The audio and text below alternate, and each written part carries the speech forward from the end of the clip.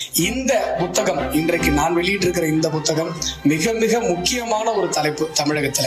ஏன்னு சொன்னா, ஒரே மொழிக்கு பெண் வடிவம் கொடுத்தால் அந்த மொழிக்கு பெயர் தமிழ், அதே மொழிக்கு ஆண் வடிவம் கொடுத்தால் அந்த மொழிக்கு பெயர் சமஸ்கிருதம். அதனாலதான் சமஸ்கிருதத்தில் அழுத்தமான எழுத்துக்கள் எல்லாம் வரும். ஷா, இந்த மாதிரியான அழுத்தமான எழுத்துக்கள் எல்லாம் வரும்.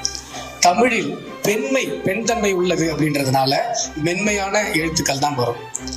ஆனால் தமிழில் நமக்கு அந்த வெவ்வேறு விதமான எழுத்துக்கள்லாம் இல்லை. இப்ப கானா ஒரே காதான்.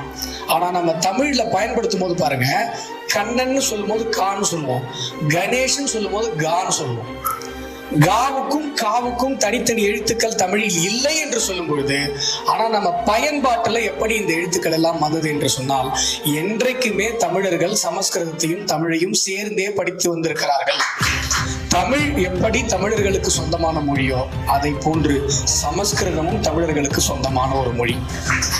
எப்படி வெஸ்டர்ன் அறிவியல்ல, மேற்கத்திய அறிவியல்ல ஒரு அறிவியல் மொழியாக லத்தீன் பயன்படுத்தப்படுகிறதோ, செம்பருத்தி தமிழ் மீடியம் ஸ்டூடெண்ட் செம்பருத்தி படிப்பாங்க, இங்கிலீஷ் மீடியம் ஸ்டூடெண்ட் செம்பருத்திக்கு இங்கிலீஷ்ல படிப்பாங்க. ஆனா ரெண்டு பேருமே ஹைபிஸ்கஸ் ரோசா சைனன்சஸ் சொல்லி லத்தீன் பாஷையை பயன்படுத்துவாங்க. ஏன்? அது மேற்கத்திய அறிவியலினுடைய அறிவியல் மொழி. இந்திய தேசத்தினுடைய அறிவியலினுடைய அறிவியல் மொழி சமஸ்கிருதம்.